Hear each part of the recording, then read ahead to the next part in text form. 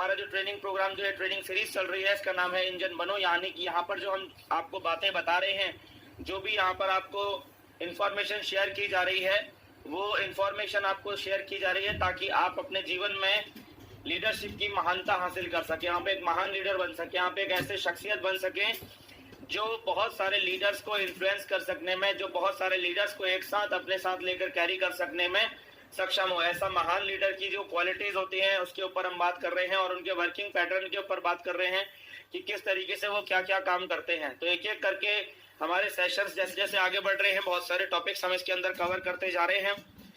पहले दिन हमने ड्रीम एक्सपेंशन के ऊपर बात करी थी कि किस तरीके से हमें बियॉन्ड डायमंडशिप अपनी सोच को बनाना है। डायमंडशिप ही हमारा सबसे बड़ा गोल नहीं होना चाहिए, बल्कि डायमंडशिप से भी कहीं गुना आगे हमको सोचना चाहिए, ताकि डायमंडशिप हमारे लिए बहुत आसान हमारे हो जाए, ताकि डायमंडशिप हमें बहुत इजी लगने लग जाए। ठीक है ना। तो ड्रीम्स को एक्सपेंड करने के बारे में पहले दिन में हमने बात करी थी।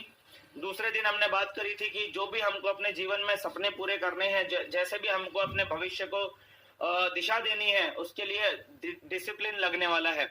और वो डिसिप्लिन किस तरीके से बिल्ड किया जाएगा, क्या कारण होता है जिसकी वजह से एक इंसान के जीवन में डिसिप्लिन आता है, क्या करना चाहिए, उसके बारे में हमने डिसिप्लिन बिल्डिंग में बात करी थी। उसके बाद हमने बात किया था स्टेमिना बिल्डिंग की, किस तरीके से स्टेमिना बिल्ड किया जाए, किस तरीके से अपनी परफॉर्मेंस को इनहांस किया जाए, उसके बारे में बात करी थी।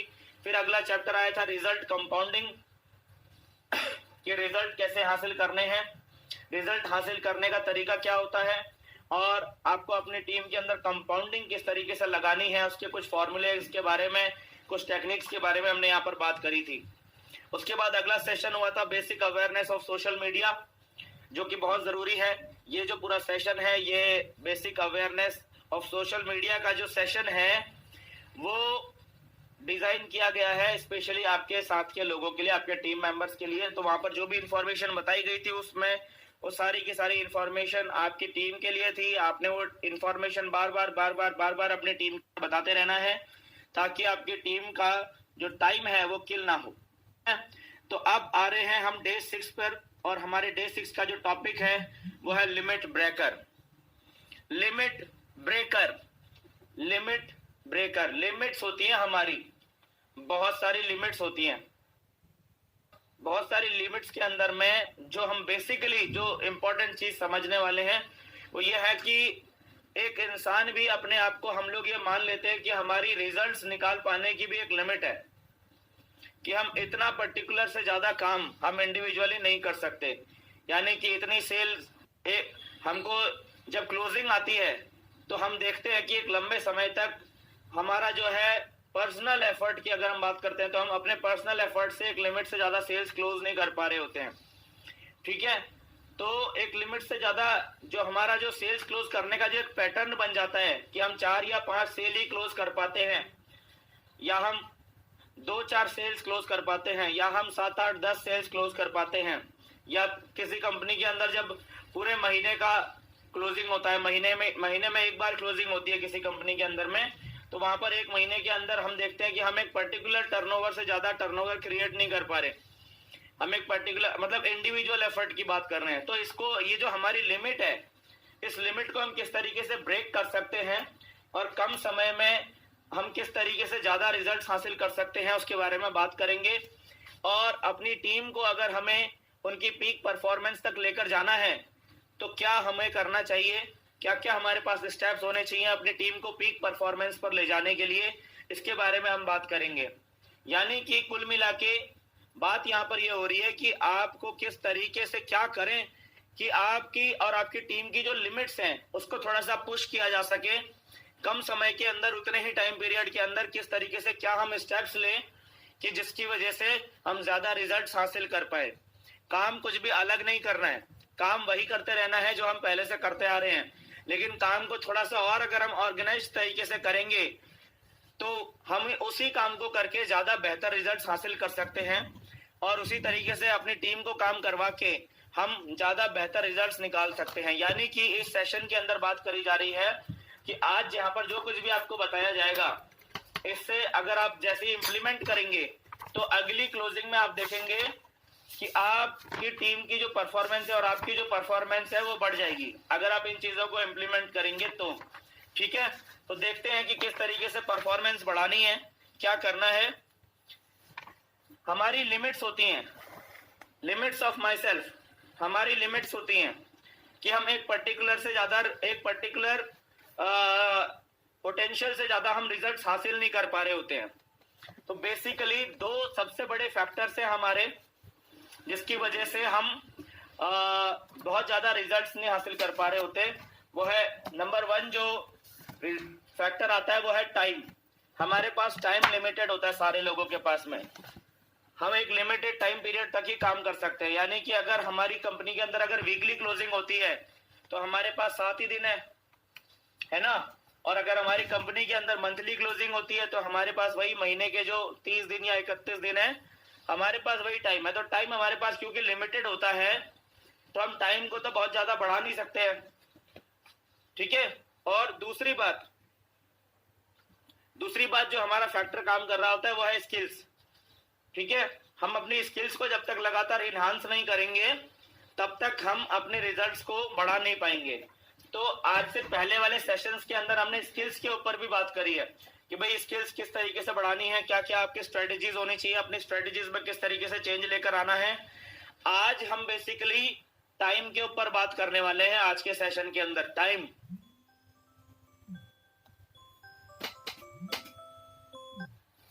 टाइम के ऊपर बात करने वाले हैं। कुछ चीजें हैं जिनसे कि आप उतने ही टाइम पीरियड के अंदर में ज्यादा काम कर पाएंगे। कुछ अगर छोटी छोटी बातें हैं जिनको आप अगर अपने करियर के अंदर फॉलो कर लेंगे, कुछ ऐसी छोटी छोटी बातें हैं जिनको अगर आप अपने बिजनेस के अंदर अप्लाई कर देंगे, अपने वर्क पैटर्न में अगर इन छोटी छोटी बातों को आप ले आएंगे तो आप कम समय में, उतने ही समय के अंदर आप ज्यादा जो है रिजल्ट्स निकाल पाने में सक्षम हो जाएंगे, ठीक है। चलिए देखते हैं कौन सी हैं वो छोटी छोटी बातें कि हम जो टाइम की जो लिमिट है उसको कैसे ब्रेक करें। इसके बारे में देखते हैं कि टाइम की लिमिट को हमने ब्रेक कैसे करना है। तो यहाँ पर एक बहुत ही ज्यादा गोल्डन स्टेटमेंट लिखा हुआ है दोस्तों, ध्यान देना। ये गोल्डन स्टेटमेंट सदगुरु जी की तरफ से आया है, जो सदगुरु जग्गी वासुदेव जी हैं, ईशा फाउंडेशन के जो फाउंडर हैं सदगुरु जग्गी वासुदेव जी, उनके द्वारा ये स्टेटमेंट आया है। क्या स्टेटमेंट है जरा ध्यान से सुनना।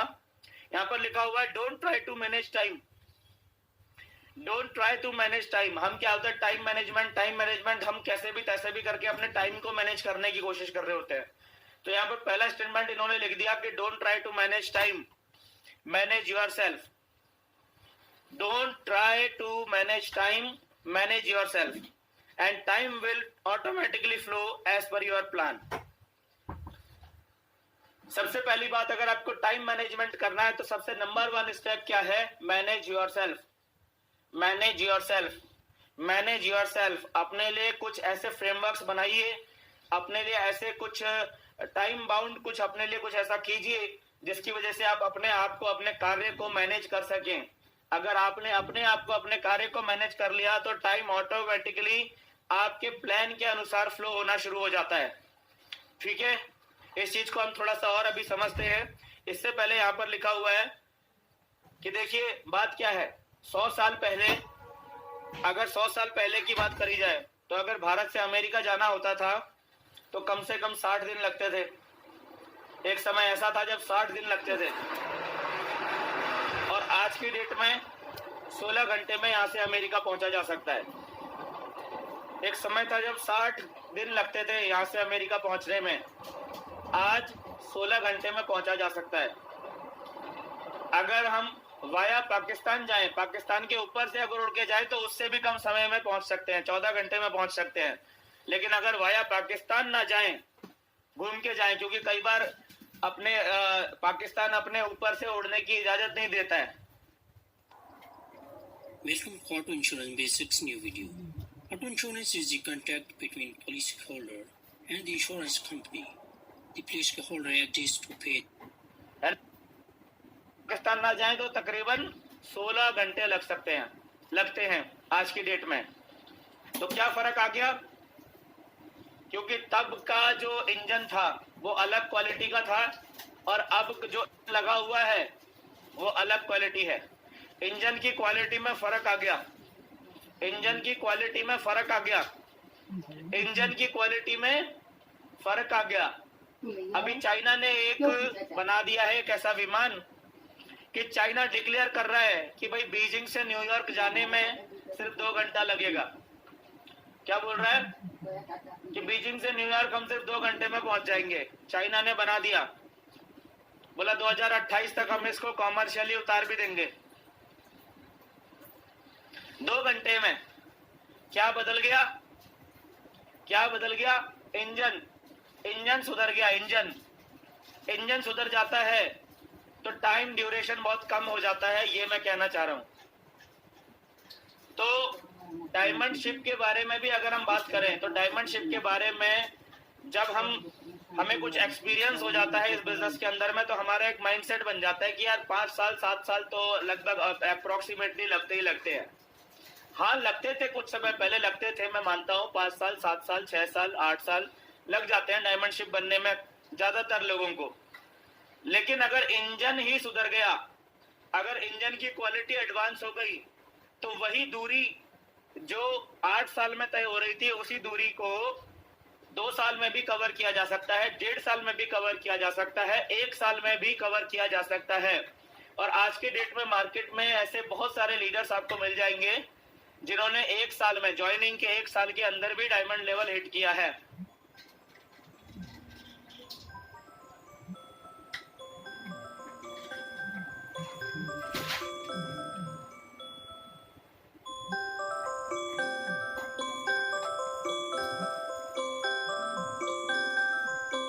तो क्या बदल गया? इंजन बदल गया, वर्किंग पैटर्न सुधर गया, पहले से बहुत ज्यादा वर्किंग पैटर्न सुधर गया, वर्किंग पैटर्न पहले से बहुत ज्यादा एडवांस हो गया। समझ में आता है? तो अगर इंजन सुधर जाए, अगर इंजन का वर्किंग पैटर्न सुधर जाए तो बाकी सब कुछ अपने आप सुधर जाता है। और आपकी जो टाइम ड्यूरेशन लगने वाला है उस लेवल पर पहुंचने के लिए, जिस लेवल पर आप पहुंचना चाहते हैं, वो टाइम ड्यूरेशन बहुत कम हो जाता है। आप सोच के देखिए, अगर टाइम ड्यूरेशन कम हो गया तो कैसा रहेगा? बढ़िया रहेगा ना।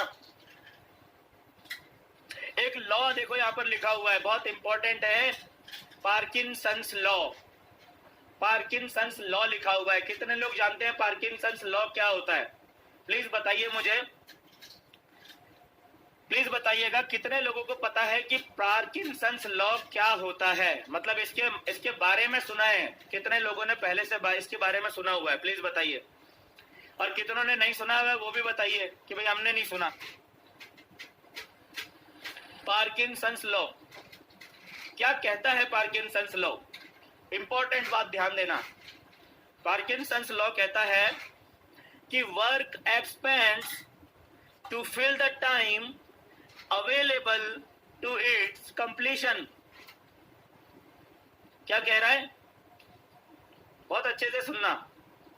पार्किंसंस लॉ कहता है work expands to fill the time available to its completion.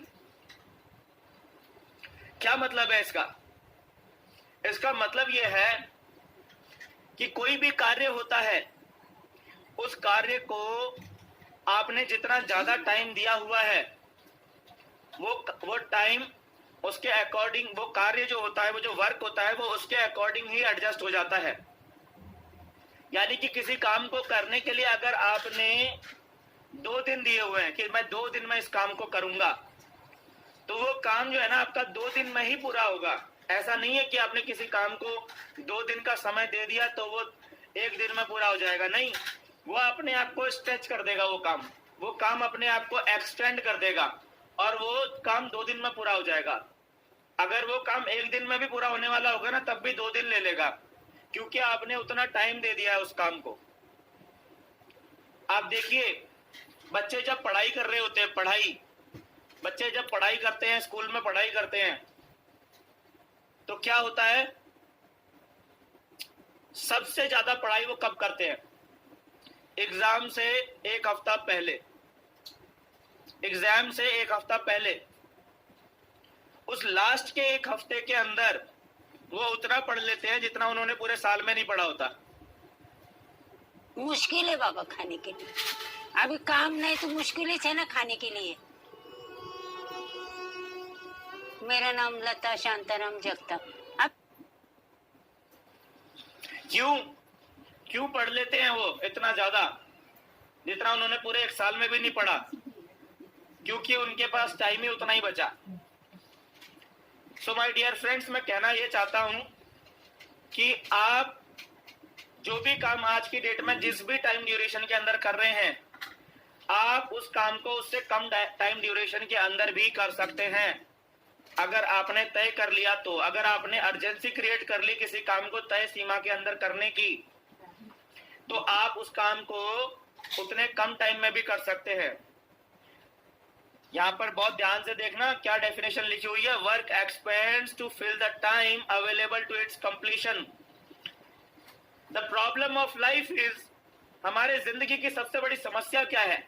वो ये है कि हमने ज्यादातर कामों को जितना समय लगना चाहिए एक्चुअल में उसको पूरा होने के लिए, उससे ज्यादा समय दिया हुआ है।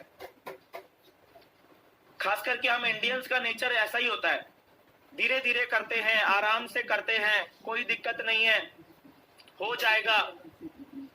जितने समय में वो काम हो सकता है हम उससे ज्यादा समय दे रहे होते हैं बहुत सारे कामों को, ज्यादातर अधिकतर कामों को।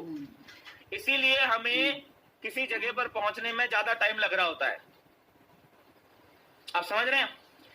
तो अगर आप उन कामों को थोड़ा सा आइडेंटिफाई कर लें और उन कामों को जितना एक्चुअल में समय लगना चाहिए उस काम को करने में उतना ही समय दें, उससे ज्यादा समय ना दें, तो आप बहुत सारा समय बचा लेंगे। आपको जानकर आश्चर्य होगा कि जितने टाइम ड्यूरेशन के अंदर आप जो काम आज की डेट में कर रहे हैं, आप उतने ही टाइम ड्यूरेशन के अंदर उससे दुगना तिगुना काम भी आसानी से कर लेंगे। यही कहता है पार्किंसंस लॉ। ठीक है, चलिए समझते हैं क्या करें। How to control time, how to control time समझते हैं। यहाँ पर क्या करें हम सर कि हम टाइम को कंट्रोल कर ले? क्या करें sir? Number one thing, point number one ध्यान दीजिएगा, टाइम बाउंड एक्टिविटीज। हम जो भी एक्टिविटीज मार्केट में कर रहे होते हैं, खासकर प्लान, फॉलोअप, क्लोजिंग, इन्विटेशन, ये सारी चीजें हम सब ग्राउंड में कर रहे होते हैं ना, ट्रेनिंग कर रहे होते हैं, ट्रेनिंग ले रहे होते हैं मीटिंग की, है ना, अपनी टीम की। जो कुछ भी आपका नेचर ऑफ वर्क है, जो भी आप काम कर रहे हैं, उन सारी चीजों को टाइम बाउंड कर दीजिए सर। क्या करना है? वो सारी की सारी चीजों को, हर छोटा बड़ा काम जो भी आप मार्केट में करते हैं, वो सारे के सारे कामों को टाइम बाउंड कर दीजिए। फॉर एग्जाम्पल, अगर आप किसी को इनवाइट कर रहे हैं, मान लीजिए आप मार्केट में हैं, ग्राउंड में हैं और आप कोल्ड इनविटेशन कर रहे हैं, तो कोल्ड इनविटेशन करने में टेक्निकली जो टाइम लगना चाहिए वो है मात्र 2 मिनट। 2 मिनट से ज्यादा समय किसी भी कोल्ड इनविटेशन में नहीं लगना चाहिए। कोल्ड इनविटेशन तो समझते हैं ना? मान लीजिए हम किसी बैंक के बाहर खड़े हैं और हमारे 3 फुट के दायरे में कोई ऐसा शख्स आ गया जिसको हमें लगता है कि यार इसको इनवाइट करना चाहिए और ये आदमी कर सकता है इस बिजनेस को, तो उसको जब हम इनवाइट करने का चक्कर चलाते हैं तो उसको कहते हैं कोल्ड इनविटेशन। तो वो कोल्ड इनविटेशन जो है, आपका 2 मिनट से ज्यादा समय आपको टेक्निकली नहीं लगना चाहिए। लेकिन कुछ लोगों को हमने देखा है वो आधा घंटा लगा देते हैं सर, आधा घंटा लगा देते हैं एक आदमी से बात करने में। अब एक आदमी से बात करने में ही आप आधा घंटा लगा देंगे तो आप कितने लोगों से बात कर पाएंगे दिन भर के अंदर? मुझे याद है हमारी टीम में एक लड़की थी,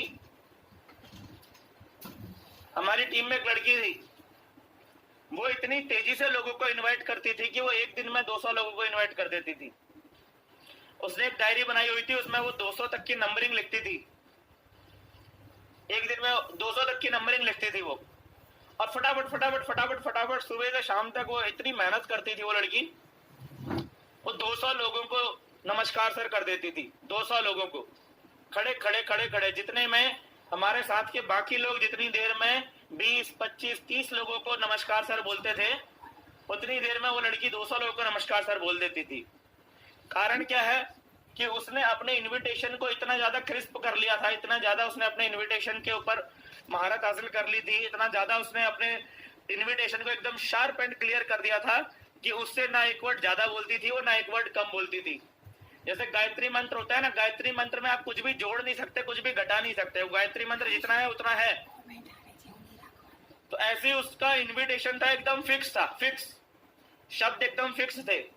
तो वो खट खट खट खट खट खट खट खट इन्विटेशन करती थी, क्योंकि उसके दिमाग में एक नियम फिट था, आ गया तो बेस्ट नहीं तो नेक्स्ट, आ गया तो बेस्ट नहीं तो नेक्स्ट, ये नियम उसके दिमाग में फिट था।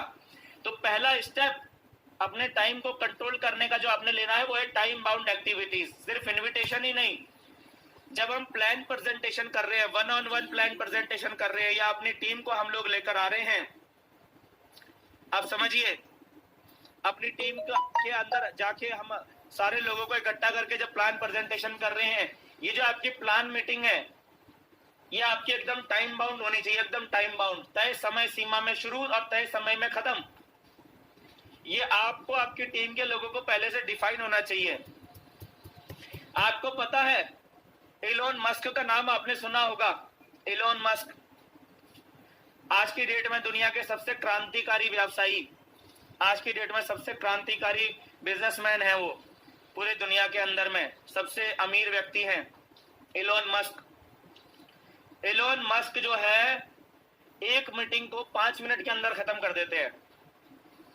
5 मिनट, कोई भी डिसीजन लेने वाली मीटिंग है, कोई भी टॉप लेवल की मीटिंग है, कोई भी कुछ भी है, 5 मिनट के अंदर मीटिंग खत्म कर देते हैं। अगर 5 मिनट से ज्यादा लग गया उस मीटिंग को खत्म करने में, तो वो जो है अपना जो उनका असिस्टेंट है उसके ऊपर चढ़ जाते हैं कि भाई मुझे ज्यादा टाइम लगा कैसे।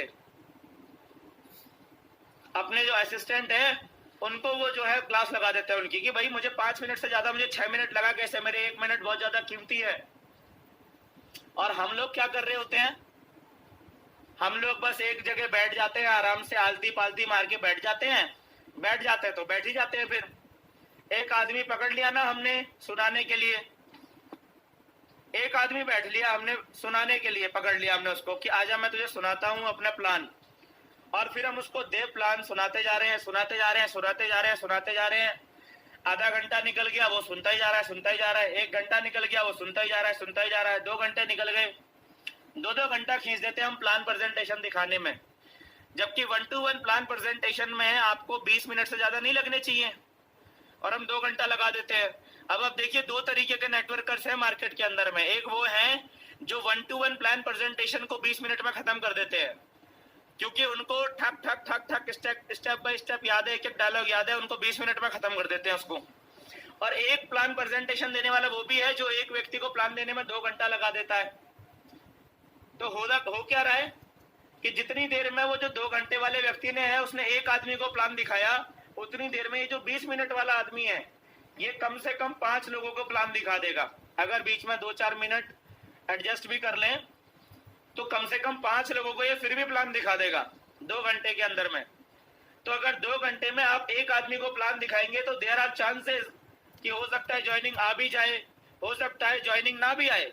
लेकिन अगर आपने 2 घंटे में 5 लोगों को प्लान दिखा दिया तो देयर आर मोर चांसेस कि ज्वाइनिंग आ ही जाएगी। ये पहला तरीका है अपनी एक्टिविटीज को टाइम बाउंड करना। ये बहुत ज्यादा जरूरी है सभी लोगों के लिए कि आप एक टाइम ड्यूरेशन बना के काम करें। आप अगर किसी के घर फॉलोअप करने के लिए जाते हैं तो फॉलोअप का भी आपका एक टाइम ड्यूरेशन होना चाहिए। आपने फॉलोअप करने के लिए भी उससे ज्यादा समय नहीं लेना है। एक फॉलोअप मीटिंग में 20 मिनट 30 मिनट मैक्सिमम आधा घंटा। कई बार हम फॉलोअप करने के लिए जाते हैं और 2-2 घंटे तक फॉलोअप चलता रहता है हमारा।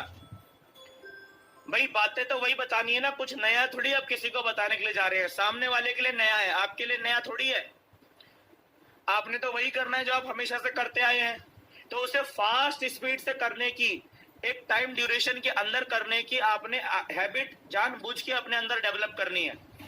तो अगर आप जानबूझ के अपने उस काम को टाइम ड्यूरेशन के अंदर करने की हैबिट नहीं डालेंगे तो आपका बहुत सारा टाइम खर्च होगा और प्रोडक्टिविटी कम रहेगी। दैट्स वाई पहला पॉइंट, अगर आपको समय को कंट्रोल करना है तो आपको अपने कार्य करने का तरीका, अपने कार्य करने के तरीके में चेंजेस लाने हैं। टाइम बाउंड बनाना है, हर चीज को टाइम बाउंड बना दो सर, हर चीज को टाइम बाउंड बना दो, हर चीज को टाइम बाउंड बना दो, एवरीथिंग। आप देखेंगे आपके बिजनेस में मैजिक्स होने शुरू हो जाएंगे। आप करके देखिए, अगले 1 हफ्ते के अंदर ही आप इतना काम कर लेंगे जितना आपने पिछले 1 महीने में नहीं किया, और अगले 1 साल में आप इतना काम कर लेंगे जितना आप आने वाले 4 साल में करने वाले थे। उतना काम आप आगे सिर्फ 1 साल के अंदर कर देंगे। तो जिस लेवल पे, जिस इनकम लेवल पे, जिस रिकॉग्निशन पे, जिस रैंक पे आपको 4 साल बाद पहुंचना था, आप 1 साल बाद ही पहुंच जाएंगे। ये होता है अपने लिमिट्स को ब्रेक करना। अब पॉइंट नंबर 2 आता है इसके अंदर। क्या आता है point number 2? Fill the gap. ये गैप को फिल करना जरूरी है। Fill the gap. हम गैप्स को फिल नहीं कर रहे होते। हम जो गैप होता है उस गैप को हम, उस गैप के अंदर जो टाइम हमारे पास होता है, उस गैप के अंदर वाले टाइम को हम यूटिलाइज नहीं कर रहे होते। अब मान लीजिए आपने 2 लोगों का फॉलोअप करना है। आपको पता है कि 11 बजे एक व्यक्ति का फॉलोअप करना है और एक व्यक्ति ने 12 बजे का टाइम दिया है, ठीक है। अब 11 बजे वाले के पास आप गए, आपको पता है कि मुझे ये फॉलोअप जो है 30 मिनट में खत्म कर देना है। आपने फिर ऐसा नहीं करना है कि आपको पता है कि यार 12 बजे वाला फॉलोअप है, 11 बजे वाला फॉलोअप है, तो कोई बात नहीं, इसमें थोड़ा सा टाइम ले सकता हूँ, तो इस टाइम को बढ़ाना नहीं है। आपने फॉलोअप के लिए टाइम डिसाइड किया 30 मिनट, तो 30 मिनट, तो 11 बजे वाला फॉलोअप आपका 11:30 बजे खत्म हो जाना चाहिए। 12 बजे वाले पर तो आप टाइम से पहुंच ही जाएंगे, लेकिन इस दौरान जो आधा घंटा आपके पास बच गया, ये गैप आ गया, इस गैप को प्रोडक्टिव बनाना बहुत ज्यादा जरूरी है। इस गैप को प्रोडक्टिव बनाना, इस गैप को यूटिलाइज करना बहुत ज्यादा जरूरी है। हम लोग क्या कर रहे होते हैं, इस गैप को हम लोग यूटिलाइज नहीं कर रहे होते। इस गैप को हम लोग, ज्यादातर लोग, 90% से ज्यादा नेटवर्कर्स, मैं कहूंगा 95% से ज्यादा नेटवर्कर्स, ये जो गैप बीच में होता है, 2 मीटिंग्स के बीच का जो थोड़ा बहुत टाइम ड्यूरेशन का गैप होता है, इसको 95% से ज्यादा नेटवर्कर्स आलतू फालतू काम करने में लगा रहे होते हैं। इस दौरान हम कुछ भी प्रोडक्टिव नहीं करते। तो इस दौरान भी हम कुछ प्रोडक्टिव करें, इसका चक्कर आपने चलाना चाहिए। कई बार क्या होता है, ध्यान से देखना मैं क्या बोल रहा हूं। कई बार क्या होता है, हम एक शहर में रह रहे होते हैं और हमारी जो मीटिंग होती है वो दूसरे शहर में होती है। तो जो साधन संपन्न नहीं है, जो अभी बिगिनर्स हैं, जिनके पास ज्यादा साधन नहीं है, वो पब्लिक ट्रांसपोर्ट यानी कि बस में बैठकर जाते हैं वहां पर उस मीटिंग को अटेंड करने के लिए। और जिनके पास अपना कन्वेंस है, जैसे किसी के पास कार है, किसी के पास बाइक है, वो अपने कन्वेंस से भी चले जाते हैं। तो ये जो इस दौरान जो टाइम पीरियड लग रहा है, मान लीजिए 60 किलोमीटर दूर जाना है, बाई बस में जा रहा हूँ 60 किलोमीटर दूर, तो बाई बस मुझे 60 किलोमीटर दूर जाने में 1.5 घंटा लगने वाला है। अब ये 1.5 घंटे को कैसे यूटिलाइज करूं बस की चेयर पे बैठे बैठे, इस 1.5 घंटे को कैसे यूटिलाइज करूं। अब ज्यादातर लोग क्या कर रहे होते हैं, इस 1.5 घंटे के अंदर में क्या कर रहे होते हैं, गाने सुनने लग जाते हैं। गाने सुनने, कोई मूवी उन्होंने डाउनलोड कर रखी होती है, वो मूवी सुनने के लिए लग जाते हैं। अरे आप बस में बैठे हुए हो तो कोशिश करो कि वहां पर 1-2 लोगों से आपका जान पहचान बन जाए। आपके बगल में जो सीट में कोई ना कोई तो बैठा होगा, उससे जान पहचान लगाओ, उससे बात करो। एक बार की बात है, देहरादून में हम लोग काम करते थे, तो देहरादून से एक बार क्या हुआ कि हमने एक गोवा ट्रिप क्वालिफाई किया था, ठीक है, गोवा जाना था सब लोगों को। तो हमारे साथ के जिन भी लोगों ने गोवा ट्रिप क्वालिफाई किया था, सबके सब लोग निकले। हम लोग पहले पहुंचे दिल्ली, फिर वहां से निजामुद्दीन रेलवे स्टेशन से हमको जो है सुबह 7 बजे की ट्रेन पकड़नी थी। तो हम लोग वहां पहुंचे, हमने प्रॉपर तरीके से सुबह 7 बजे ट्रेन पकड़ ली। अब निजामुद्दीन से जो पणजिम पहुंचना था वो काफी लंबा सफर था, ठीक है, वो काफी लंबी जर्नी थी, 1 दिन से भी ज्यादा की जर्नी थी वो, लगभग 27-28 घंटे की जर्नी थी वो। तो वो जर्नी हमने करनी थी।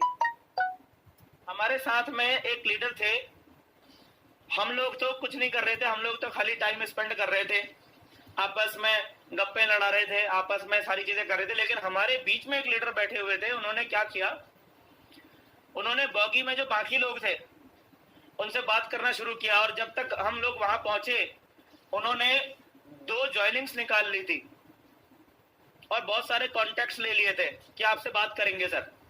2 उन्होंने ज्वाइनिंग्स निकाल ली थी उस दौरान। टाइम को यूटिलाइज कर लिया। Fill the gap, fill the gap.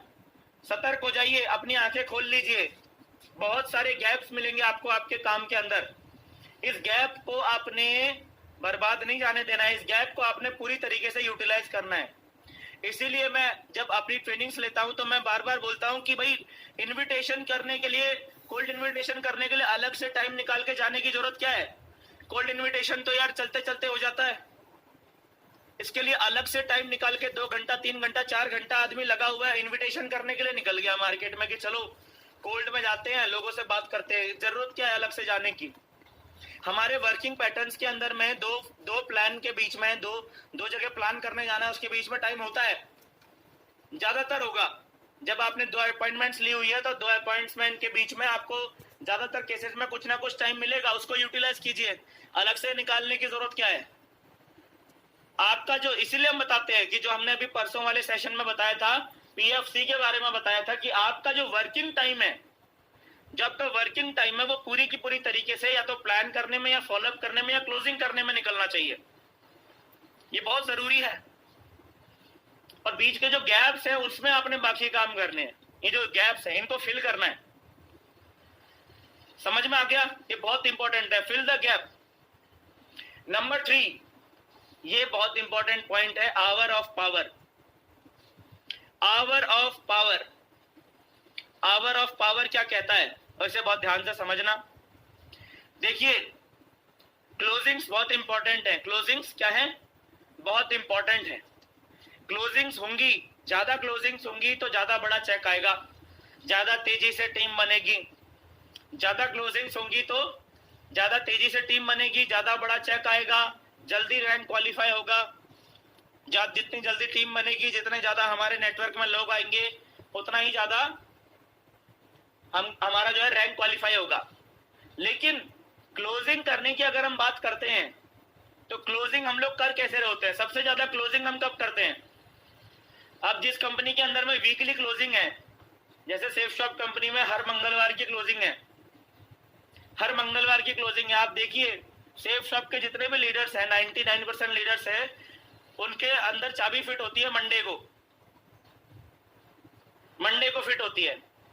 अब वो मंडे को जो है उनके अंदर पता नहीं क्या जो है उनके अंदर माता आ जाती है और फिर उस दिन वो पूरी ताकत से क्लोजिंग करते हैं। बहुत तेजी से वो अपने बिजनेस को इतनी तेजी से क्लोजिंग्स करते हैं कि उन्होंने पूरे हफ्ते में जितनी क्लोजिंग्स नहीं करी होती हैं उतनी वो उस दिन कर लेते हैं। सारी क्लोजिंग्स को हम उस दिन के लिए पेंडिंग करके रखते हैं कि इस दिन करेंगे। क्लोजिंग से ठीक पहले हमारा पूरा का पूरा ध्यान जो है क्लोजिंग पे होता है।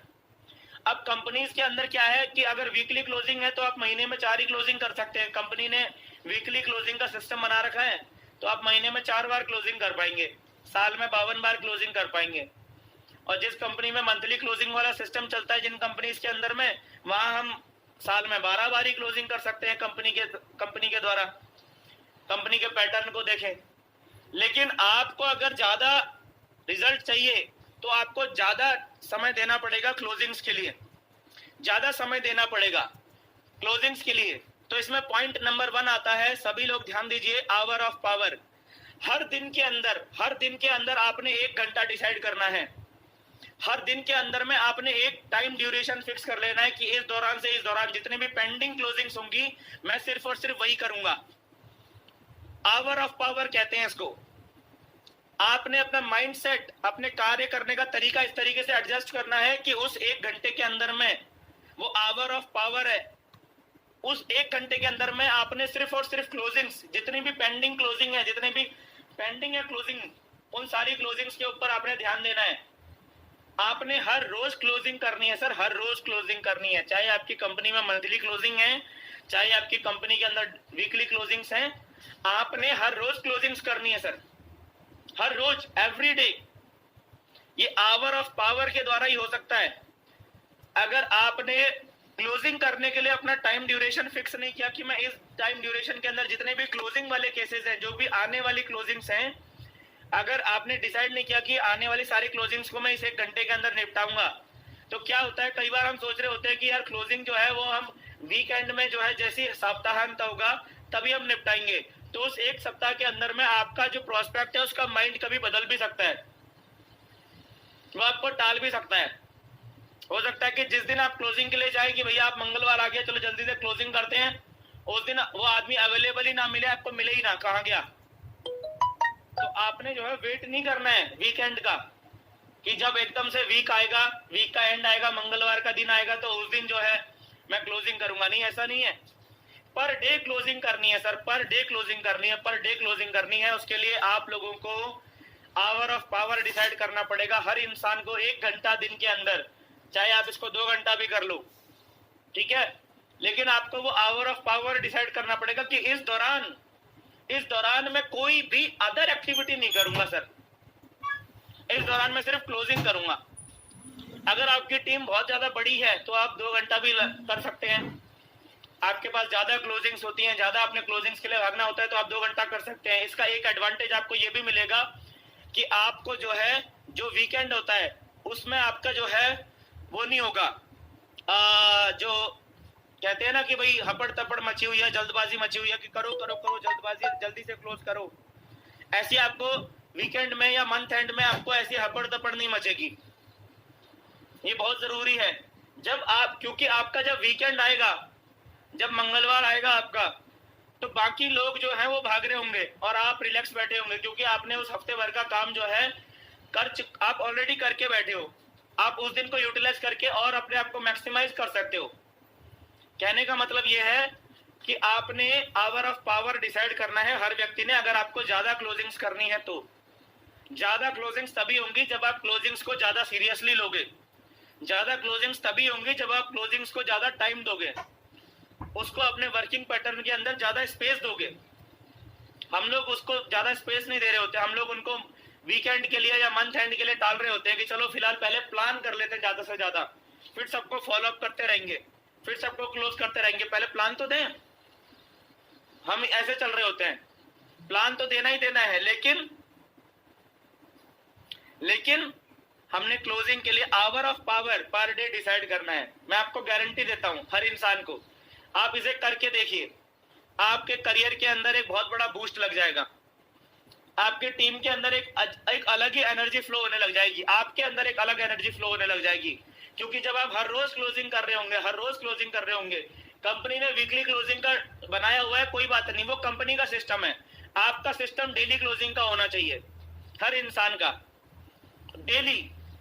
डेली आपका टीम साइज बढ़ना चाहिए, डेली आपके हाथ बढ़ने चाहिए। जो आदमी आज ज्वाइन हो सकता है, आपने उसको 1 हफ्ते के बाद ज्वाइन करवाया, तो वो आदमी आपके नेटवर्क में 1 हफ्ते के बाद आया। अगर वो आज आ जाता तो अगले 1 हफ्ते में वो भी तो कुछ ना कुछ हाथ पांव मारता, वो भी कुछ लोगों से आपको मिलाता।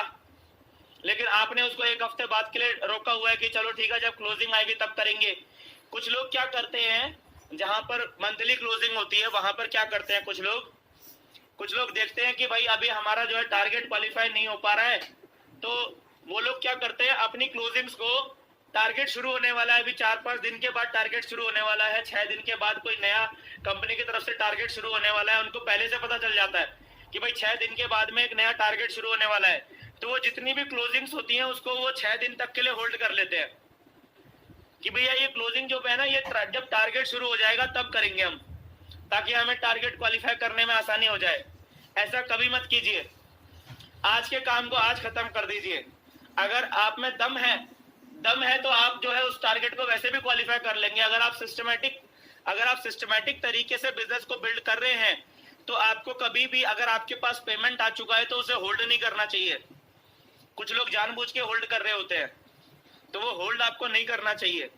कई बार क्या होता है, जब 2 लाख का प्लान होता है तो 2 लाख के प्लान में हम लोग पावर वाली साइड में आने वाली ज्वाइनिंग्स को होल्ड कर लेते हैं, तो वो भी नहीं करना है, होल्ड नहीं करना है आपने, बल्कि उल्टा चलना है। आपने कोई भी क्लोजिंग को रोकना नहीं है, फटाफट करते जाओ, फटाफट करते जाओ। जो आदमी आज आपके नेटवर्क में आ सकता है उसको 3 दिन बाद, 4 दिन बाद के लिए क्यों रोकना है? 3 दिन 4 दिन के अंदर तो वो हो सकता है कि अपने द्वारा किसी और को ले आए, तो जहां पर 1 ज्वाइनिंग आनी थी वहां पर 2 ज्वाइनिंग आ जाएंगी। ये मैं आपको समझाना चाह रहा हूं। तो आवर ऑफ पावर आप लोगों ने डिसाइड करना है इस तरीके से। आपने, अगला जो पॉइंट आता है, डेज ऑफ पावर। अगर आपकी कंपनी में वीकली क्लोजिंग है तो आप वीकली क्लोजिंग में 1 हफ्ते के अंदर में आप 1 और दिन एक्स्ट्रा कर लो। क्योंकि जैसे मैंने भी सेफ शॉप का एग्जांपल दिया, मंगलवार को क्लोजिंग होती है, तो मंगलवार के अलावा भी आप 1 दिन डिसाइड कर लो कि मैं इसको भी क्लोजिंग मान के चलूंगा कि इस दिन क्लोजिंग है। तो आपको क्या होगा, आपकी जो एनर्जी, जितनी एनर्जी आप क्लोजिंग के लिए हफ्ते में 1 दिन लगा रहे थे, उतनी एनर्जी आपके क्लोजिंग के लिए हफ्ते में 2 दिन लगेगी। क्लोजिंग करना, ध्यान देना बहुत ज्यादा जरूरी है। ये इतना ज्यादा, मैं आपको बता रहा हूं, ये इतना ज्यादा इग्नोर किया गया टॉपिक है। हम लोग प्लान प्रेजेंटेशन के ऊपर बातें कर रहे होते हैं, हम लोग इन्विटेशंस के ऊपर बातें कर रहे होते हैं, आप देखिए क्लोजिंग से रिलेटेड सवाल कितने कम आते हैं। क्लोजिंग से रिलेटेड चिंता, मुझे समझ में नहीं आता लोग क्लोजिंग को लेकर इतने ज्यादा चिंतित क्यों नहीं है। अपने आप कुछ नहीं होता है, जानबूझ के करना पड़ता है। और जब तक क्लोजिंग्स नहीं होंगी ज्यादा, तब तक ज्यादा तेजी से काम नहीं होगा, आपका नेटवर्क ज्यादा तेजी से ग्रो नहीं करेगा।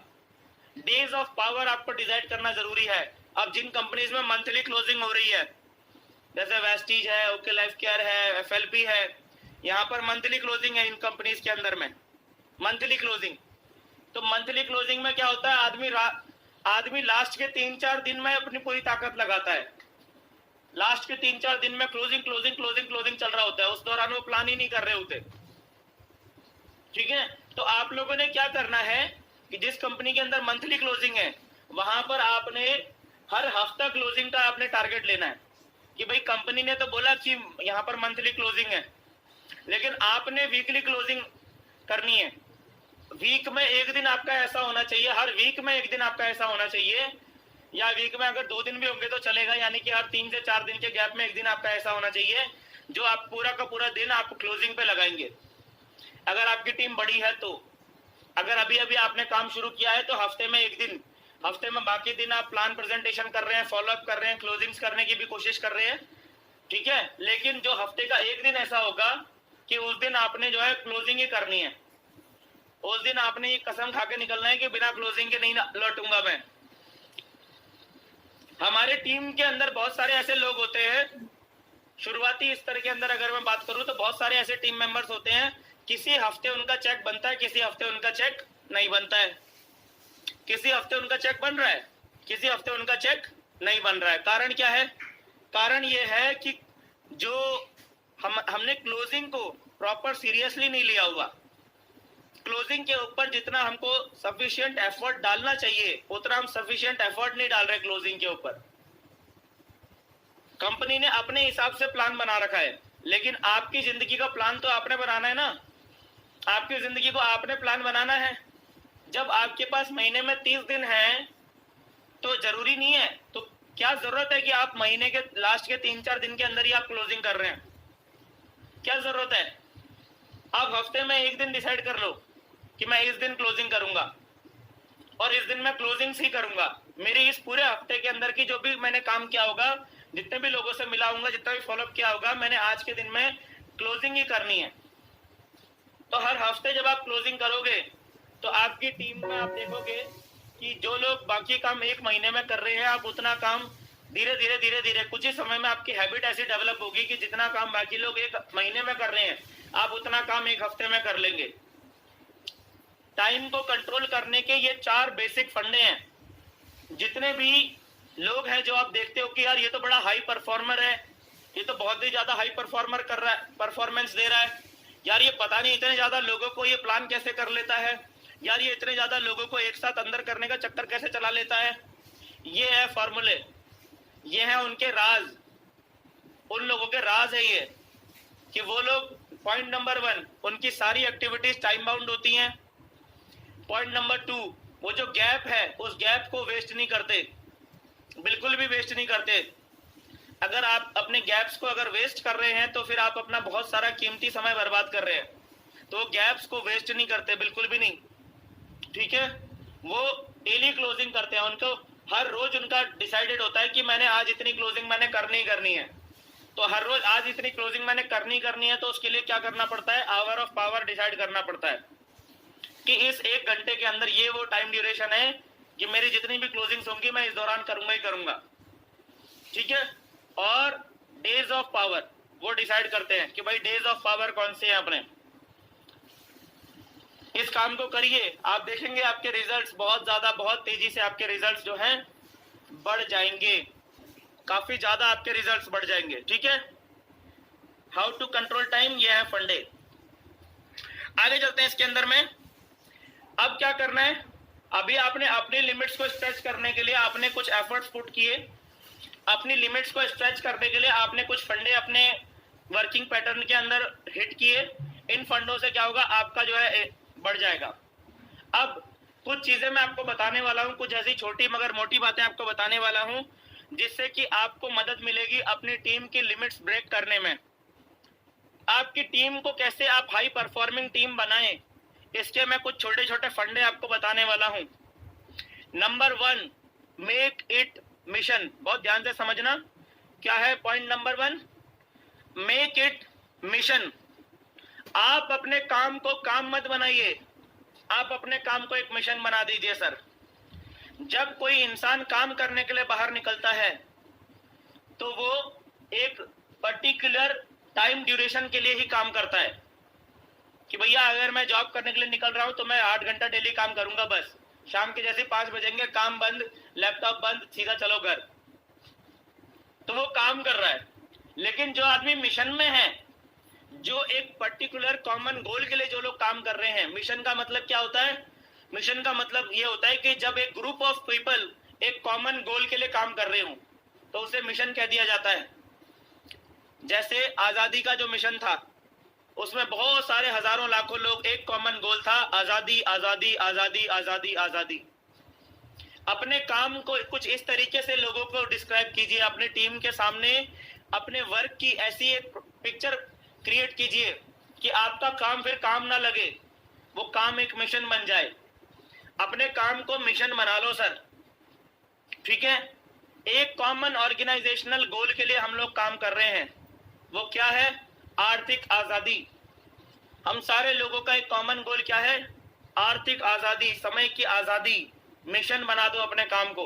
ये शब्दों का आप जितना ज्यादा इस्तेमाल करोगे अपने टीम के अंदर में, हम लेके रहेंगे आजादी, हम लेके रहेंगे आजादी, चाहे कुछ भी हो जाए, हर कीमत पर हम लेके रहेंगे आजादी। समय की आजादी, आर्थिक आजादी, that's the only mission. Mission बना लो अपने काम को। अपने टीम को जब भी आप मोटिवेट करते हैं, जब भी आप अपने साथ के लोगों से बात करते हैं, तो आप बार बार एक शब्द का इस्तेमाल कीजिए, वो शब्द है mission. Mission mission mission mission mission.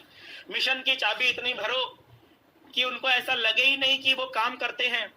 Mission की चाबी इतनी भरो कि उन्हें लगे, उनके अंदर फीलिंग आनी चाहिए कि वो लोग आजादी के परवाने हैं। उनके अंदर फीलिंग आनी चाहिए कि वो लोग भी क्रांतिकारी हैं और वो आर्थिक क्रांति के बहुत बड़े क्रांतिकारी हैं। हमारे देश में जो आर्थिक क्रांति आ रही है, धीरे धीरे बहुत बड़ा रूप ले रही है, उस आर्थिक क्रांति में उनका भी एक बहुत बड़ा योगदान है, ऐसा उनको फील करवाना है आपने। क्रांति बना दो अपने काम को। क्रांति है ये, सिर्फ काम नहीं है, क्रांति बना दो सर। मिशन 1 समझ में आ गया? पॉइंट नंबर 1, अगर आप ऐसा करेंगे तो आपका जो साथ का जो व्यक्ति है उसके अंदर का क्रांतिकारी अगर आपने जगा दिया, आपके टीम मेंबर्स जो है अगर आपने उनके अंदर के क्रांतिकारी को जगा दिया, तो वो सिर्फ हाथ पांव से काम नहीं करेंगे, वो बहुत तेजी से काम करना शुरू कर देंगे, वो ज्यादा घंटे लगाना शुरू कर देंगे। उनके लिए फिर समय की कोई वैल्यू नहीं रहेगी कि मैंने इतने टाइम तक ये काम करना है। फिर वो जब तक जिंदा रहेंगे तब तक वो काम करते रहेंगे, जब तक वो सोएंगे नहीं तब तक वो काम करते रहेंगे। रात में सिर्फ सोने के लिए घर जाएंगे, बाकी टाइम फील्ड पर। ऐसा कब होता है? जब काम को हम मिशन बना लेते हैं। तो अपने टीम मेंबर्स की लिमिट को स्ट्रेच करने के लिए, उनकी लिमिट को बढ़ाने के लिए, उनकी प्रोडक्टिविटी को बढ़ाने के लिए आपको काम को मिशन के रूप में बदलना होगा। Number 2, make your team work with mind and heart and not with hands and legs. अपनी टीम को आपने मोटिवेशन करना है, अपनी टीम को आपने इतना प्यार देना है, इतनी मोहब्बत देनी है। अपनी टीम के लोगों को आपने इतना ज्यादा ट्रेन करना है, इतना ज्यादा आपने उनका विजन क्लियर करना है, भविष्य को लेकर उनकी सोच को आपने इतना क्रिस्टल क्लियर करना है कि फिर वो आदमी सिर्फ हाथ और पांव से काम ना कर रहा हो, बल्कि दिल और दिमाग से काम कर रहा हो। नेटवर्क मार्केटिंग बिजनेस में सफलता सिर्फ उन्हीं लोगों को मिलती है जो दिल और दिमाग दोनों के प्रॉपर कॉम्बिनेशन से काम करते हैं। सिर्फ हाथ पांव से धक्का इनको दिया जाता है, धक्का दे देकर काम करने वाले लोग यहाँ बड़ी सफलता हासिल नहीं करते। यहाँ बड़ी सफलता कौन हासिल करते हैं? जो दिलो दिमाग से इसमें लगे पड़े हैं, दिलो दिमाग से। उनका दिल भी पूरी तरीके से इन्वॉल्व है इस काम में, उनका दिमाग भी पूरी तरीके से इन्वॉल्व है इस काम में। उनकी प्रोडक्टिविटी देखो कितनी ज्यादा है। वो जब भी किसी इंसान से बात करते हैं तो वो दिल से बात करते हैं, दिमाग से बात करते हैं। दिल और दिमाग के प्रॉपर कम्युनिकेशन से ऐसे शब्द उनके अंदर से निकलते हैं कि वो फिर वो शब्द सामने वाले को ढेर कर देते हैं। लेकिन जो खाली खाना पूर्ति के लिए काम कर रहा है कि अच्छा अच्छा अच्छा, इनविटेशन करने के लिए बोला है सर ने तो चलो यार 50 लोगों को इनवाइट कर लेता हूं और आज का काम खत्म करता हूं, वो सिर्फ हाथ पांव से लगा पड़ा है, वो दिल से कनेक्ट नहीं हुआ, वो दिमाग से कनेक्ट नहीं हुआ, अभी उसके दिमाग की बत्ती नहीं जली, उसके अभी अंदर से दिल से आवाज नहीं आई। तो make your team work with mind and heart and not with hands and legs. This is the second point. अगर आप ऐसा कर पाए तो आपकी टीम के व्यक्ति की प्रोडक्टिविटी बहुत ज्यादा बढ़ जाएगी। अगर आप ऐसा कर पाए तो वो कम समय में ज्यादा काम कर पाएगा, वो अपने दिन में ज्यादा घंटे देगा काम करने के लिए, अगर आप ऐसा कर पाए तो। आगे चलते हैं। इसके अंदर बहुत इंपॉर्टेंट पॉइंट है दोस्तों। आपने वर्जिन एयरलाइंस का नाम आपने सुना होगा। वर्जिन एयरलाइंस के मालिक है मिस्टर रिचर्ड ब्रैंसन जी। कौन है? वर्जिन एयरलाइंस के जो मालिक हैं वो है मिस्टर रिचर्ड ब्रैंसन। वो क्या बोलते हैं टीम की प्रोडक्टिविटी बढ़ाने के बारे में, क्या बोलते हैं? यहाँ पर देखिए पॉइंट नंबर 3 में क्या लिखा हुआ है। ये रिचर्ड ब्रैंसन जी के स्टेटमेंट है। आपको कुछ भी मैं अपने मन से नहीं बता रहा होता हूँ कि मेरे मन में आया और मैंने लिख दिया। ये सब के सब जो कुछ भी मैं आपको बता रहा होता हूँ ये बिल्कुल नपे तुले पहले से प्रूव किए हुए सिद्धांत होते हैं। जो कुछ भी एक एक शब्द यहाँ पर आपको इस ट्रेनिंग में बताया जाता है। मैं यहाँ पर पॉइंट नंबर 3 क्या लिखा हुआ है, train your team members so much, train your team members so much, train them enough so that everyone want them there in their team. क्या लिखा है पहला स्टेटमेंट इस लाइन के अंदर में क्या है? अपनी टीम को बहुत ज्यादा ट्रेन कीजिए, अपनी टीम को ट्रेनिंग देने के लिए जान झोंक दीजिए, अपनी टीम को बहुत ज्यादा ट्रेनिंग दे देकर उनको इतना ज्यादा ट्रेंड कर लीजिए, अपनी टीम के लोगों को इतना ज्यादा ट्रेंड कर लीजिए कि दुनिया की कोई भी कंपनी उनको अपने साथ शामिल करने के लिए तैयार हो जाए। अपनी टीम को इतना ज्यादा ट्रेंड कीजिए कि कोई भी अदर नेटवर्क मार्केटिंग का लीडर हो, बड़े से बड़ा लीडर हो, वो उनको अपनी टीम में शामिल करने के लिए फटाक से रेडी रहे कि यार ये कब मेरी टीम में शामिल हो जाए, मजा आ जाएगा अगर ये मेरी टीम में आ गया तो। इतना ट्रेंड कर दो अपने साथ के लोगों को, इतना ज्यादा ट्रेंड कर दो। अपनी टीम के लोगों को ट्रेंड करने में कभी भी पीछे मत हटना। अपनी टीम के लोगों को इतना ज्यादा ट्रेनिंग दो, जैसा कि अभी हम बात भी कर रहे थे, क्लासिफाइड ट्रेनिंग देनी है, जिसकी जो बीमारी है उसको उसके अकॉर्डिंग ट्रेनिंग देनी है। हम पिछले सेशंस में बात कर रहे थे। इस तरीके से बेसिक ट्रेनिंग है, एडवांस लेवल की ट्रेनिंग है। जितनी ज्यादा आप ट्रेनिंग दे सके उतनी ज्यादा आपने ट्रेनिंग देनी है अपने टीम के लोगों को। इतना ज्यादा ट्रेंड करना है, इतना ज्यादा ट्रेंड करना है कि बाकी बड़े से बड़े नेटवर्कर्स आपकी टीम को देखकर बोले कि काश यार ये जो बंदा है ना इसकी टीम का, काश मेरी टीम में आ जाए, मजा आ जाए। ऐसा आपकी टीम के लोगों को देख के बोलना चाहिए अदर लोग। लेकिन फिर क्या होगा?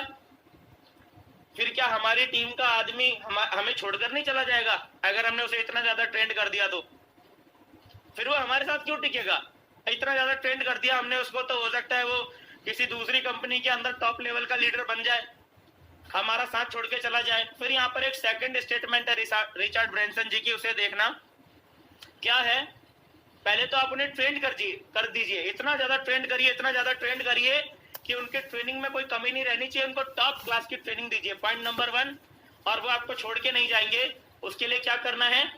And love them enough that they don't want to leave you.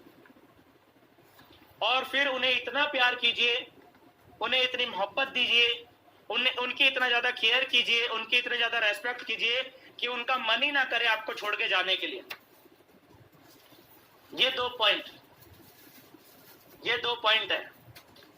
इतना ट्रेंड कीजिए, इतना ट्रेंड कीजिए, इतना ट्रेंड कीजिए कि आपकी ट्रेनिंग देखकर, आपके लोगों को जिस तरीके से आपने ट्रेंड किया है उसे देखकर दूसरी कंपनी के बड़े बड़े लीडर्स को भी ऐसा लगना चाहिए कि काश यार ये आदमी मेरी टीम में आ जाए, काश इस बंदे की टीम मेरे साथ आ जाए, मजा ही आ जाएगा। ऐसा लगना चाहिए दूसरी कंपनीज के लीडर्स को। और साथ ही साथ आपने सेकंड स्टेप क्या लेना है? अपनी टीम को इतना प्यार कीजिए, इतनी उनकी केयर कीजिए, इतना उनको रेस्पेक्ट कीजिए कि वो आपको कभी छोड़ के जाने को तैयार ही ना हो। बोला सर काम करेंगे तो इन्हीं के साथ करेंगे, अदरवाइज करेंगे ही नहीं। समझ में आ गया? काम तो मैंने जो है इनके साथ ही करना है, बस इतना प्यार कीजिए। अगर ये 2 काम आपने कर लिया तो मैं आपको गारंटी देता हूं आप हिंदुस्तान के अंदर सबसे मजबूत टीम खड़ी कर देंगे, सबसे मजबूत टीम। मैं आपको बता दूं इंडिया के अंदर जो बहुत ही धुआंधार और दमदार लीडर्स जो आने हैं वो अब आने हैं, अब आएंगे वो लीडर्स। जो लोग आज अभी ग्राउंड में काम कर रहे हैं ना, किन्हीं की 500 लोगों की टीम है, किन्हीं की 1000 लोगों की टीम है, किन्हीं की 2000 लोगों की टीम है, ये जो लोग हैं इनकी एजुकेशन और इनका जो है काम करने का तरीका, वो जो आज से 10 साल पहले लोग डायमंड बने उनसे बहुत बेहतर है, उन लोगों से बहुत ज्यादा एडवांस है। इंजन वो भी थे और इंजन ये भी हैं, लेकिन ये आज की जनरेशन के इंजन है। आप समझ रहे हैं? तो अभी देखिएगा आप कितनी तेजी से लोग डायमंड बनते हैं, बहुत तेजी से डायमंडशिप बहुत आसान हो जाएगी। क्यों? क्योंकि अब जो ट्रेनिंग्स हो रही है वो बिल्कुल साइंटिफिक तरीके से हो रही है सर, एकदम साइंटिफिक, जैसा कॉर्पोरेट वर्ल्ड के अंदर में ट्रेनिंग्स होती हैं वो वाली ट्रेनिंग्स हो रही है, सिर्फ बेसिक के ऊपर बात नहीं हो रही है। ये सारी जो बातें बताई जा रही हैं ये टॉप लेवल की कॉर्पोरेट ट्रेनिंग्स के अंदर बताई जाती हैं कि अपनी टीम का परफॉर्मेंस किस तरीके से बढ़ाना है, ये सारी बातें वहां बताई जाती हैं जो आपको अवेलेबल करवाई जा रही हैं। तो अगर ये सारी चीजें हमें मिलने के बाद भी हम इसको यूटिलाइज नहीं करते हैं तो हमारे अंदर प्रॉब्लम है, समझिएगा इस चीज को, ठीक है? तो train your team members so much, train them enough so that everyone wants them in their network and love them enough that they don't want to leave you. इतना प्यार कीजिए। ये वर्जिन एयरलाइंस के जो मालिक है रिचर्ड ब्रांसन, उनकी statement है सर, ठीक है? इसके बाद यहां पर क्या लिखा हुआ है, अपनी टीम के अंदर आपने कभी भी फेवरेटिज्म नहीं करना है। अगर आप चाहते हैं कि आपकी टीम पूरी ताकत से काम करे तो आपने सबको समान रूप से ट्रीटमेंट करना है। आपके नेटवर्क में ऐसा नहीं होना चाहिए कि कुछ लोग आपके फेवरेट हैं और बाकी लोगों को आप कम टाइम दे रहे हो और कुछ लोगों को ज्यादा टाइम दे रहे हो, कुछ आपके फेवरेट बन गए, है ना? कई बार ऐसा होता है, एक ऑर्गेनाइजेशन के अंदर बहुत बार ऐसा होता है, खासकर कि जॉब कल्चर के अंदर ऐसा बहुत ज्यादा होता है। कुछ लोग होते हैं वो बॉस को बहुत ज्यादा बटरिंग करते हैं, कुछ लोग बॉस को बहुत ज्यादा बटरिंग करते हैं तो वो बॉस के फेवरेट बन जाते हैं, और जब वो बॉस के फेवरेट बन जाते हैं तो बाकी लोगों को ऐसा लगता है कि यार बॉस जो है ना हर बात में इसी का फेवर करते हैं, बॉस तो हर बात में इसी का फेवर करते हैं, प्रमोशन की बारी भी आएगी तो बॉस सबसे पहले इसी का नाम रिकमेंड करेंगे, हैं? रिकॉग्निशन की बारी आएगी तो बॉस सबसे पहले इसी का नाम रिकमेंड करेंगे। ऐसा बाकी लोगों को लगने लग जाता है फेवरेटिज्म की वजह से। तो आप एज अ इंजन, आपके साथ में जितनी भी बॉगी हैं सबको आपने इक्वल ट्रीटमेंट देना है, किसी को कम किसी को ज्यादा नहीं। ऐसा नहीं होना चाहिए कि ये मेरा फेवरेट है और इसको मैं दिन भर अपनी कार में लेकर घूमता रहता हूं और बाकी लोगों को पता ही नहीं है कि BMW अंदर से दिखती कैसी है। अगर आपके पास BMW है तो आपकी टीम का हर लीडर को पता होना चाहिए कि BMW अंदर से दिखती कैसी है सर। कुछ 2-4 लीडर ही आपकी BMW में बैठ पाने के हकदार हुए, ऐसा नहीं होना चाहिए। समझ में आ गया? No favouritism. अगर आप चाहते हो कि आपकी टीम, आपकी पूरी टीम इक्वल पोटेंशियल से, पूरी ताकत से काम करे, नो फेवरेटिज्म सर, फेवरेटिज्म बिल्कुल भी ना करें। अगला जो पॉइंट आ रहा है वो क्या आ रहा है, do not just inform them, instead involve them. कई बार हम अपने कुछ योजनाएं बनाते हैं, कुछ प्रोग्राम डिजाइन करते हैं एज अ लीडर, हम अपने कुछ प्रोग्राम डिजाइन करते हैं, हम अपना कुछ स्केड्यूल फिक्स करते हैं कि भैया हमारा 6 स्टेट के अंदर में काम चल रहा है तो इस स्टेट के अंदर में मैं इस हफ्ते इतने समय से इतने समय तक मैं इस स्टेट के अंदर काम करूंगा। तो हम लोग क्या कर रहे होते हैं, हम अपना स्केड्यूल फिक्स कर लेते हैं और अपनी टीम को जो जहां पर हमने जाना होता है वहां के लीडर्स को हम खाली इन्फॉर्म कर देते हैं कि मैं आ रहा हूं भैया, तैयारी करके रख, मैं आ रहा हूं, तैयारी करके रख, समोसे मोमोसे पकड़े वकड़े तल के रखना, मेरे लिए होटल बुकिंग मस्त बिल्कुल बढ़िया फर्स्ट क्लास टॉप क्लास के होटल में मेरी बुकिंग करवा के रखना, मैं आ रहा हूं। हम खाली इन्फॉर्म कर देते हैं। नो नो नो नो, ऐसा नहीं करें। जस्ट इन्फॉर्म ना करें, इन्वॉल्व करें उनको। वहां जाने से पहले कॉल करके वहां के लीडर्स को लाइन पे लें। हाँ भाई क्या चल रहा है, क्या कमी चल रही है बताओ। अच्छा ये कमी चल रही है तो एक काम करो, इसके अकॉर्डिंग आप प्लान डिजाइन करो, मैं आता हूं। आप एक मीटिंग रखो, अच्छा क्लोजिंग नहीं हो पा रही है ना, चलो एक काम करो, सबको इकट्ठा करो, एक सेशन क्लोजिंग के ऊपर लेंगे, नो प्रॉब्लम। इन्वॉल्व करो उनको, अपने साथ के लोगों को। जितने ज्यादा लोगों को आप इन्वॉल्व करोगे उतना ही ज्यादा उनके अंदर सेंस ऑफ रेस्पॉन्सिबिलिटी पैदा होगा। सेंस ऑफ रेस्पॉन्सिबिलिटी पैदा होगा तो प्रोडक्टिविटी ऑटोमेटिकली इंप्रूव होगा। आदमी बिजनेस के प्रति, काम के प्रति और ज्यादा सीरियस हो जाएगा। तो अपने साथ के लोगों को जस्ट हमने इन्फॉर्म नहीं करना है बल्कि इन्वॉल्व करना है, ये बहुत ज्यादा जरूरी है। डिफरेंट एक्टिविटीज में उनको इन्वॉल्व करो। जब आप उनके इन्वॉल्वमेंट बढ़ाओगे तो ऑटोमेटिकली उनका इंटरेस्ट बढ़ जाएगा। अगर आप उनकी इन्वॉल्वमेंट को बढ़ाओगे नहीं तो उनका इंटरेस्ट आप बढ़ा नहीं पाएंगे। ये समझ लीजिए, ये लीडरशिप की वो बातें हैं जो कि आपको कभी भी, मेरे को नहीं लगता, बहुत ज्यादातर लीडरशिप सेशंस के अंदर भी ये बातें नहीं मिलेंगी आपको। वहां पर भी मैंने देखा है नेटवर्क मार्केटिंग के अंदर भी लीडरशिप मीटिंग करके हम जाते हैं। लीडरशिप मीटिंग के अंदर में वहां कुछ और ही मोटिवेशनल पेप टॉक चल रहा होता है। अरे भाई, लीडरशिप मीटिंग के अंदर मोटिवेशनल पेप टॉक क्या चल रहा है? मैंने आज तक किसी भी लीडरशिप मीटिंग के अंदर मोटिवेशनल पेप टॉक दिया ही नहीं। मैं बोलता ही इतनी तेज हूं कि वो मोटिवेशन अपने आप ही आ जाता है, मुझे उसके लिए एक्स्ट्रा कुछ नहीं करना पड़ता है। टाइम सेविंग कर ली ना, टाइम गैप बचा लिया। अब मोटिवेशन के लिए अलग से सेशन लेने की जरूरत ही नहीं है। बात ही इतनी तेज करो, आपके वॉल्यूम को इतना ऊंचा उठा दो कि आपको मोटिवेशन के लिए अलग से सेशन ही ना लेना पड़े। तो क्या हो गया? टाइम गैप बचा लिया हमने। समझ में आ रहा है? तो कहने का मेरा मतलब है कि ये सारे वो पॉइंट्स हैं जो कि आपको टॉप क्लास के लीडरशिप सेशंस के अंदर में मिलते हैं, जो कि आपको प्रोवाइड किए जा रहे हैं। तो इस नॉलेज की कदर करना, सभी लोगों से मेरी रिक्वेस्ट है कि यहाँ से जो कुछ भी मिल रहा है इसकी कदर जरूर करना। अब बहुत इंपॉर्टेंट पॉइंट आ गया है, ठीक है ना? लास्ट पॉइंट है आपको इसके अंदर में, आप देखिएगा, सेशन का लास्ट पॉइंट नहीं है बल्कि इस स्लाइड का लास्ट पॉइंट है। क्या है इस स्लाइड का last point? Develop process oriented culture for your team. Sir, process oriented culture develop कीजिए सर आपकी टीम के लिए। हमको पता ही नहीं होता है प्रोसेस क्या है सफल होने की। नेटवर्क मार्केटिंग इंडस्ट्री में सफल होने की प्रोसेस क्या है आदमी को पता ही नहीं होता।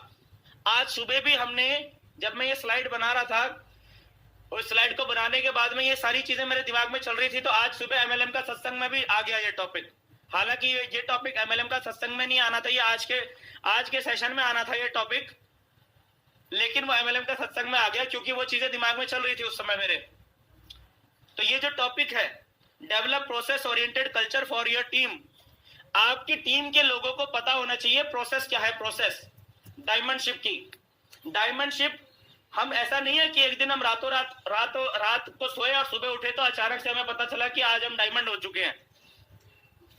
कल तक हमें पता ही नहीं था कि हम डायमंड बनने वाले हैं, और एक दिन हम रात को सोए और सुबह उठे तो हमें पता चला कि भाई डायमंड बन गए। भाई ऐसा नहीं होता, रातों रात कोई चमत्कार नहीं होता सर। प्रोसेस है, उस प्रोसेस से हर एक इंसान को, हर एक लीडर को, हर एक व्यक्ति को निकलना पड़ता है। 8 स्टेजेस ऑफ सक्सेस, जो कि सुबह भी डिस्कस किया गया था। 8 स्टेजेस ऑफ सक्सेस। लोग फंसे रहते हैं ना, सर मेरे साथ काम नहीं हो रहा, सर मैं इनवाइट कर रहा हूं, मेरे साथ लोग आ नहीं रहे। कैसे मोटिवेट रखेंगे आप अपने साथ के लोगों को? आदमी डिमोटिवेट क्यों हो रहा होता है? क्योंकि उसे पता नहीं है कि उसके साथ जो कुछ भी हो रहा है वो कुछ अनोखा नहीं हो रहा है, वो पार्ट ऑफ प्रोसेस है। आदमी तुझे धिक्कार रहा है, पार्ट ऑफ प्रोसेस है। ऐसा नहीं है कि सिर्फ तुम्हें ही धिक्कारते हैं लोग, सभी को धिक्कारते हैं। जो भी नेटवर्कर अपना करियर शुरू करता है, शुरुआत में उसे खूब थप्पड़ पड़ते हैं। This is part of process. लेकिन जब हम प्रोसेस ओरिएंटेड कल्चर डेवलप नहीं कर रहे होते तो नए आदमी को पता ही नहीं चलता कि यार मैं इतने झापड़ क्यों खा रहा हूं। प्रोसेस ओरिएंटेड कल्चर अपनी टीम के लिए डेवलप करना बहुत जरूरी है। तो 8 स्टेजेस ऑफ सक्सेस है, सुबह भी डिस्कस किया था। आप लोग सब लोग सुबह एमएलएम का सत्संग में रहे होंगे। 8 स्टेजेस होती हैं सक्सेस की। जब आप स्टेज 1 में यानी कि पहले फेज में होते हैं तो आपकी कोई सुनता नहीं है, नो वन इज लिसनिंग। आप काम कर रहे होते हैं, आप लोगों से लगातार बात करने की कोशिश कर रहे होते हो, कोई आपके सुनने को तैयार नहीं होता। इनवाइट करते हो तो इनवाइट करने से वो आपका इनविटेशन सक्सेस नहीं होता, वो आदमी आता नहीं है आपके इनवाइट करने से। प्लान देते हो तो सुन रहा नहीं है, प्लान फोल्डर लेके जाते हो तो प्लान सुनने से पहले ही बोल देता है कि मुझे नहीं सुनना भाई, सुनने को ही तैयार नहीं होता। ये फर्स्ट स्टेज होती है करियर की। कई लोग यहाँ पर दुखी हो जाते हैं आपके साथ के लोग कि सर मेरी तो कोई सुनता ही नहीं। सुनेगा कैसे भाई, अभी तो आप स्टेज 1 पे हो ना। फिर धीरे धीरे आप अपनी काबिलियत और कौशल्य को बढ़ाते हो, सारी चीजें आप अपनी इंप्रूव करते हो। तो जब आप अपनी काबिलियत और कौशल्य को बढ़ाते हो तो आप ऑटोमेटिकली स्टेज 2 पे चले जाते हो। स्टेज 2 में क्या होता है, लोग आपकी सुनना शुरू कर देते हैं, आपको बैठाना शुरू कर देते हैं, आपकी बातें सुनना शुरू कर देते हैं, लेकिन मानते फिर भी नहीं है। वो खाली सुन रहे होते हैं आपकी बातें, मान नहीं रहे होते। आप बोलते हो सर ज्वाइन हो जाओ, तो वो आदमी सुन ही नहीं रहा होता। आप बोलते हो सर फॉर्म भर दो, फॉर्म नहीं भर रहा होता। आप कहते हो सर पैकेज ले लो, पैकेज नहीं ले रहा होता। ये जब ये आपके साथ में ये हो रहा होता है तो इसका मतलब आप अभी स्टेज 2 पर हो। थोड़ा सा काबिलियत और कौशल्य और बढ़ाने की जरूरत है। तो जब आप अपनी काबिलियत और कौशल्य को थोड़ा सा और बढ़ाते हो तो धीरे धीरे आप स्टेज 3 में स्विच कर जाते हो। वहां पर क्या होता है, आदमी आपकी बात से एग्री करता है, फॉर्म भर लेता है, खाली फॉर्म भर लेता है लेकिन ज्वाइन नहीं हो रहा होता। तो आपके पास भरे हुए फॉर्म का एक जो है बंडल सा बन जाता है कि यार ये क्या हो गया, फॉर्म ही फॉर्म भर रहे हैं, ज्वाइनिंग तो आई नहीं रही है।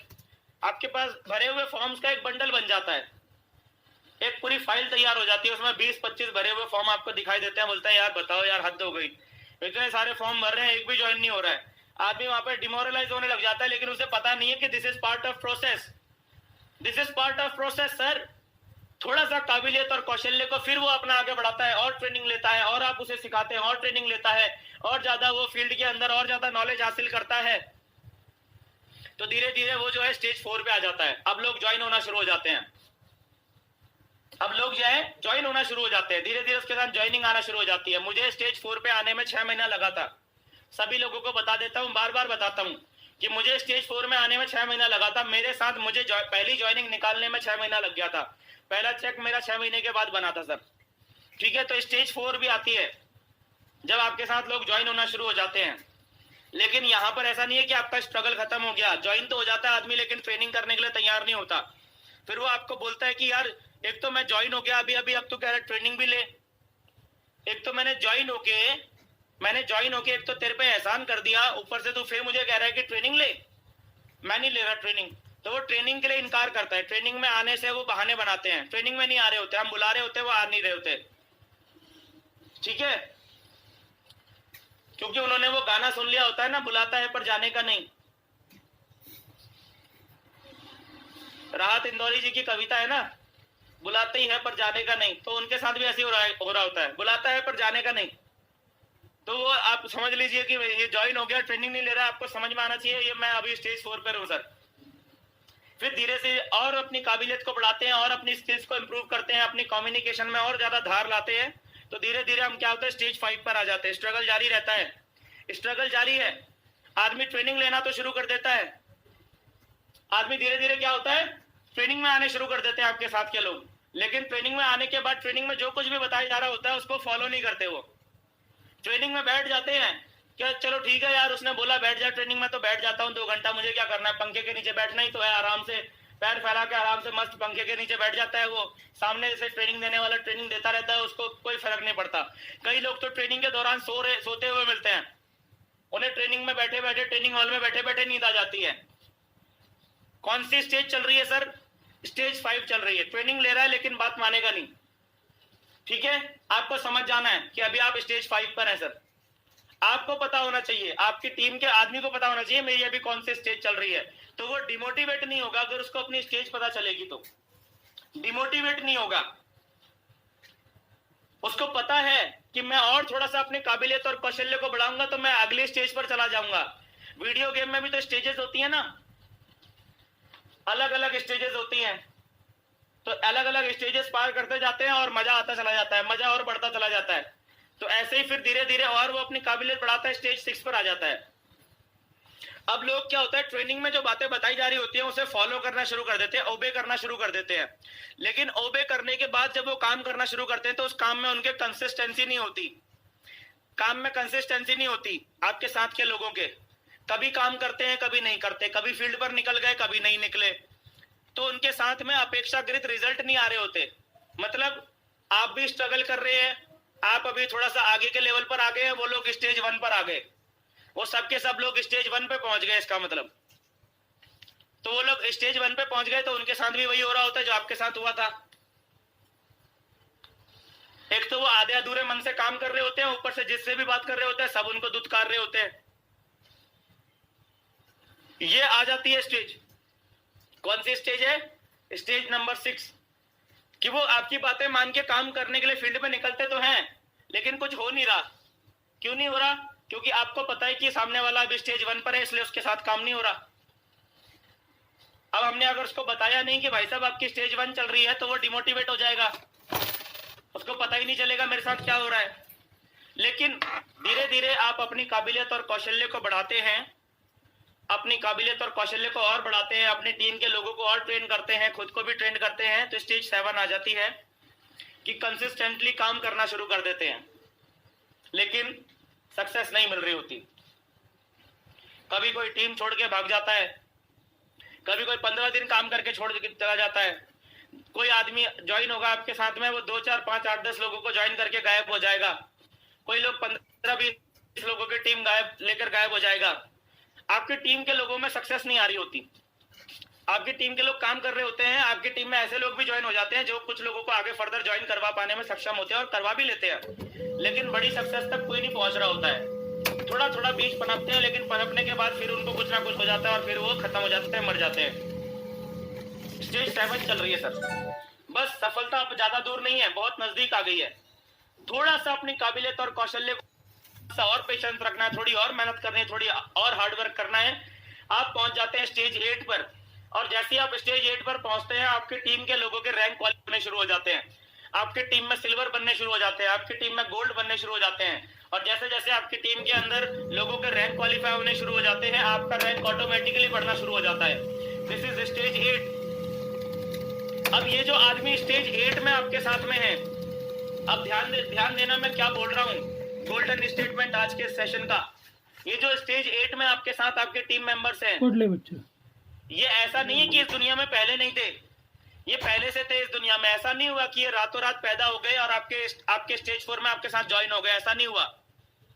ये लोग पहले से थे मार्केट में, लेकिन हमारे अंदर काबिलियत नहीं थी इन लोगों को अपनी टीम में ला सकने की। हम इतने काबिल नहीं हुए थे कि हम ऐसे बढ़िया बेहतरीन लोगों को अपनी टीम में ला सकें। हमारी टीम में ऐसे बढ़िया लोग आए, ऐसे बेहतरीन लोग आए, उतने काबिल नहीं थे हम कि हम इतने बेहतरीन लोगों को हैंडल कर सके, इतने बेहतरीन लोगों के लीडर कहला सके, हम इतने लायक नहीं थे। इसीलिए ये स्टेज 8 पे जो आपके टीम में लोग आ रहे होते हैं, ये इसीलिए नहीं थे आपके टीम में, क्योंकि हम उतने लायक नहीं होते। तो अपने आप को लायक बनाने का और अपने आप को फर्दर इंप्रूव करने का बिजनेस है नेटवर्क मार्केटिंग बिजनेस। ये प्रोसेस अपने टीम में डालिए, ये प्रोसेस अपनी टीम को बताइए, तो आपकी टीम के अंदर लोग डिमोटिवेट नहीं होंगे। उनके सामने जब भी कोई प्रॉब्लम आएगी, उनको पता रहेगा कि मेरी कौन सी स्टेज चल रही है। और जैसे ही उनके साथ में जब पहली ज्वाइनिंग लगेगी, तो उन्हें पता चलेगा कि अरे वाह, स्टेज 4 की शुरुआत हो गई। पहली ज्वाइनिंग में वो इतना सक्सेस होगा जितना वो डायमंड बनने पे उतना खुश नहीं होता। पहली ज्वाइनिंग पे वो इतना ज्यादा खुश होगा कि जितना वो शायद डायमंड बनने पे भी खुश नहीं होता, क्योंकि उसे पता है कि स्टेज 4 आ गई भैया। अब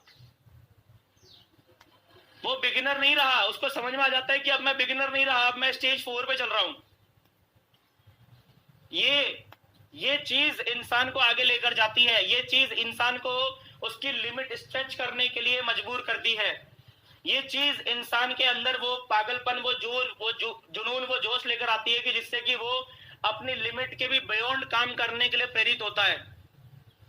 ये काम करिए, अपनी लिमिट ब्रेक कीजिए, अपने टीम के लोगों की लिमिट ब्रेक कीजिए।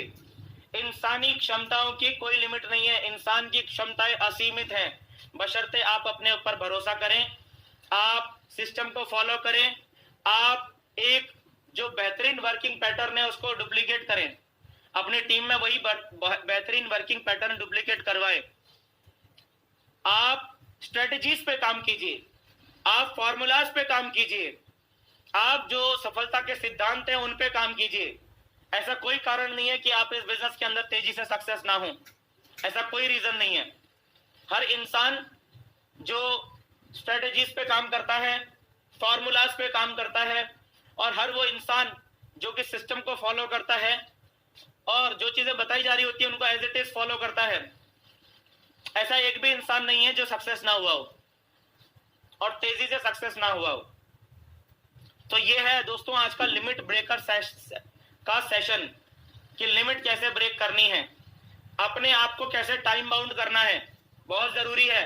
रिपीट कर देता हूं दोस्तों, अपने आप को टाइम बाउंड जरूर करो, अपने लिए आवर ऑफ पावर डिसाइड करो, डेज ऑफ पावर डिसाइड करो, और जो गैप होता है 2 मीटिंग्स के बीच का उसको यूटिलाइज करने की कोशिश करो, वो आपका बर्बाद नहीं होना चाहिए। उस दौरान अगर आपके पास 15-20 मिनट का समय है तो आप उस 15-20 मिनट के समय को अगर आप किसी भीड़ भाड़ वाले एरिया में हो तो उसको इनवाइट करने के लिए लगा दो, 2-4 लोगों को इनविटेशन करने में लगा दो उस समय को। इनविटेशन के लिए आपको अलग से टाइम नहीं निकालना पड़ेगा। समझ में आ गया? ये आज का सेशन है दोस्तों। This is all about today session. अब हम मिलते हैं दोस्तों कल सुबह